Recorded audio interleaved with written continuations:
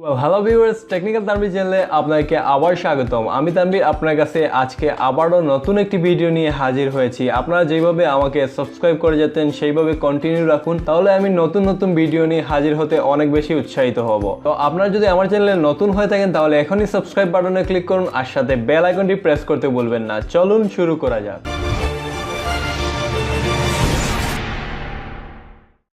এখন ঘরে বসেই সবাই ওয়াইফাই ব্যবহার করেন, কিন্তু দুঃখজনক হলেও সত্য যে প্রথম দিকে স্পিডটা ভালোই থাকে, কিন্তু কয়েকদিন পর দেখা যায় যে স্পিডটা কমে যায়। এর কারণ কি?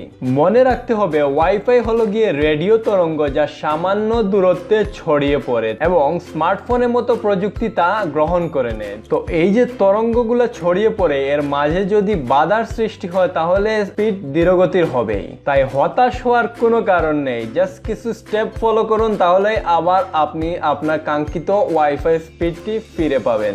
ফার্স্ট যে বিষয়টি আপনাকে করতে হবে তা হচ্ছে গিয়ে ওয়াইফাইটাকে কখনোই মেঝেতে রাখবেন না। এই রাউটার ডিভাইসগুলো এমনভাবে তৈরি করা হয় যাতে তরঙ্গগুলো একটু নিচের দিকে ছড়িয়ে দেয়। কাজেই মেঝেতে যদি আপনি আপনার রাউটারটি রাখেন তাহলে উপরের দিকে খুব বেশি তরঙ্গ ছড়াবে না, যার কারণে আপনার স্মার্টফোনটি ধীরগতির সিগন্যাল পাবে এবং আপনার ইন্টারনেট স্পিডটি ব্যাহত হবে। তাই রাউটার যখনই রাখবেন অলওয়েজ উঁচু স্থানে রাখার ট্রাই করুন। আপনারা অনেকেই হয়তোবা দামি রাউটার ব্যবহার করেন, তো অনেকেই দেখা যায় যে রাউটারটা দামি হওয়ার কারণে একে প্রোটেক্ট করার জন্য আলমারি অথবা কোথাও লুকিয়ে রাখেন। তো এই জিনিসটা করা মোটেও ঠিক নয়। এই কাজটা করলেও ডিভাইসগুলো সিগন্যাল পেতে ব্যাঘাত সৃষ্টি হয়, যাতে ইন্টারনেট স্পিড কমে যায়। ক্লোজ ডোর বা ওয়াল ভেদ করে তরঙ্গ সহজে বেরিয়ে যেতে পারে না। তাই খোলামেলা স্থানে রাখুন রাউটারটি, যাতে তরঙ্গ বাধাহীনভাবে চারিদিকে ছড়িয়ে পড়তে পারে। এখন আমি আপনাকে বলবো রাউটারের অবস্থান নিয়ে। এটি সবচেয়ে গুরুত্বপূর্ণ বিষয়। মনে রাখবেন ওয়াইফাই তরঙ্গ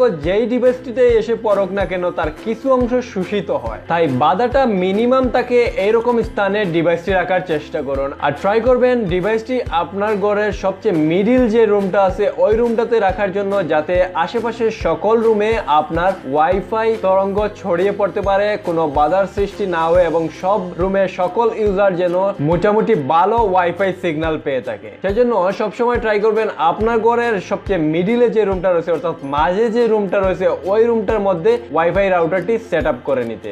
যদি আপনার রাউটারে দুইটি অ্যান্টেনা থাকে তাহলে একটিকে লম্বা বরাবর রাখবেন আর একটিকে একটু ডাউন করে রাখবেন, যাতে চারদিকে তরঙ্গ দারুণভাবে ছড়িয়ে পড়ে। সবশেষে যে কথাটি বলবো তা হচ্ছে কি, ইলেকট্রনিক ডিভাইস থেকে আপনার রাউটারটিকে দূরে রাখার চেষ্টা করুন। টেলিভিশন, রেডিও বা রান্নাঘরের মাইক্রোওয়েভের মতো ইলেকট্রনিক ডিভাইসগুলো রাউটারের তরঙ্গের সঙ্গে প্রতিক্রিয়া করে, তাই পারতপক্ষে এই ধরনের ডিভাইসগুলো থেকে যন্ত্রটি বা রাউটারটি দূরে রাখার চেষ্টা করুন। তো মোটামুটি এই জিনিসগুলো আপনি যদি মেনটেন করে চলেন তাহলে আশা করি আপনার ডিভাইসে যদি ফিজিক্যালি কোনো ড্যামেজ না থেকে থাকে তাহলে ওয়াইফাই স্পিডটা ভালো পাবেন। আর আরেকটা জিনিস, আপনার স্মার্টফোনের ওয়াইফাই রেঞ্জটা কতটুকু স্ট্রং এইটাও একটা দেখার বিষয় আছে। তো দেখবেন কোনো ডিভাইসে আপনার খুব দূরে থাকা সত্ত্বেও ওয়াইফাই সিগন্যাল পেয়ে যাচ্ছে, আবার কোনো ডিভাইসে কাছাকাছি থাকা সত্ত্বেও সিগন্যালগুলা স্ট্রং ভাবে নিতে পারতেছে না, বা সিগন্যাল লাইনে দেখবেন আপনার কম পয়েন্ট দেখা যাচ্ছে। তো এক্ষেত্রে ডিভাইসটাও মাঝে মাঝে ম্যাটার করে থাকে। তাই আপনার ডিভাইসের ওয়াইফাই ক্যাপাবিলিটি কতটুকু তাও চেক করে নিন। আর